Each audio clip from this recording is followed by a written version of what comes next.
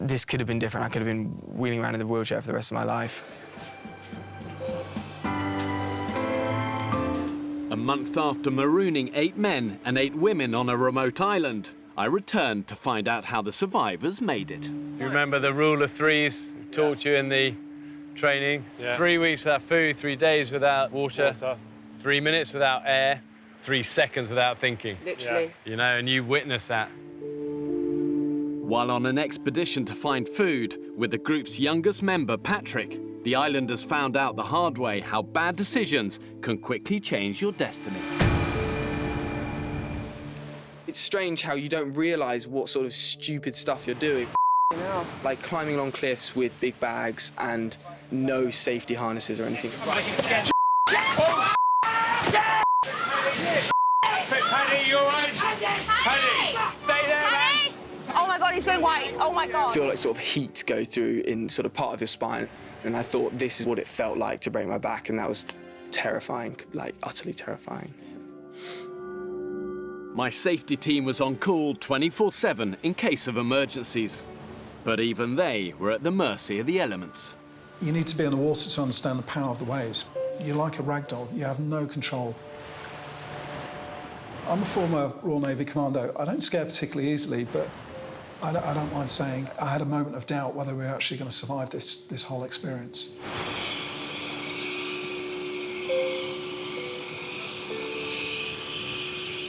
Oh my God, what the f has happened? Paddy's missing. Paddy's missing. Yeah. What's happened? Is he okay? Paddy's fallen off a cliff. I think that was probably one of the scariest moments for me on the island. It was a real shock. And I think we realised, you know, we're all so vulnerable here. Remarkably, Patrick was found to have no lasting injuries. To fall from that height, it is amazing that I got away, like, unscathed. I mean, I had a bruised bum and an achy back leg. This could have been different. I could have been wheeling around in the wheelchair for the rest of my life. Really sad. And I miss my team and I want to go back on the island. Because that's where I belong right now. You don't realise how good it is until you don't have it anymore. And then when you come off, you're like, wow, that was actually insane. I wouldn't change that experience for the world. Like, I'd do it again in a heartbeat. This place is beautiful, as everyone knows, but the fact it can turn around and just bite you in the arse so quickly. Well, it's why good survival is actually very undramatic. You don't take a lot of risks. You know, you manage yourself, you're efficient, you conserve energy. You know, yeah. It's not so exciting, but it's how you survive. While physical injury is an obvious danger in this kind of environment, it's easy to underestimate just how much of a psychological toll the island can take. Hannah, you're right, you sure? You're right, mate. Hannah, better. Red. Just don't like it when it's overhead.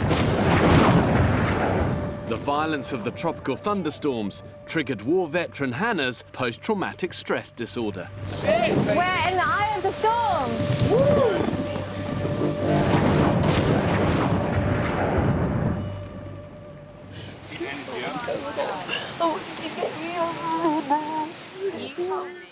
That was just so heartbreaking. She was in so much agony and we couldn't really do that much for her.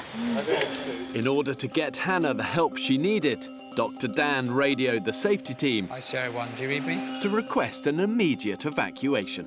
I thought I had beaten what happened to me in Iraq in 2007. I realised I haven't quite beaten it just yet, and that maybe maybe I might never fully beat it. And that was a bit of a shock, actually.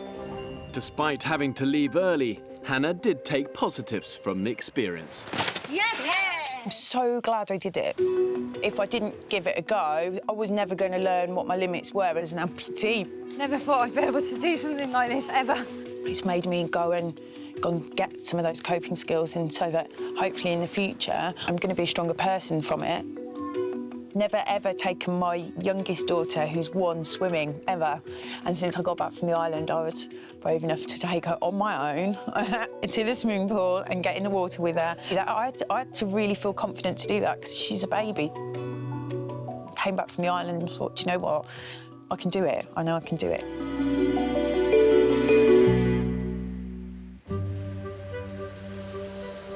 To cope with all of the islanders' medical issues, I put 2 doctors on the island, Dr. Alice and Dr. Dan.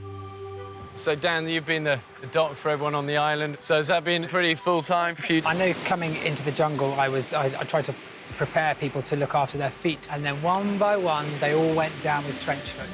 Trench foot hit almost everyone in the camp. Oh, my God! You, too, could date a girl with feet like this. Trench foot is essentially when the outermost layer of your skin, the epidermis, just gets a bit saturated and boggy and stagnant. It's delicious.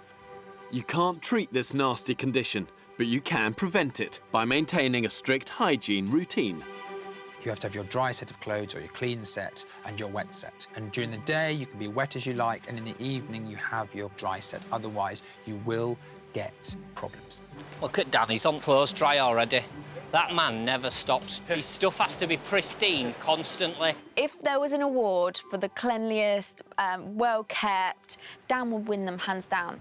In the end, I was the one having the last laugh. Although I wouldn't laugh at them being a doctor, that would be unfair.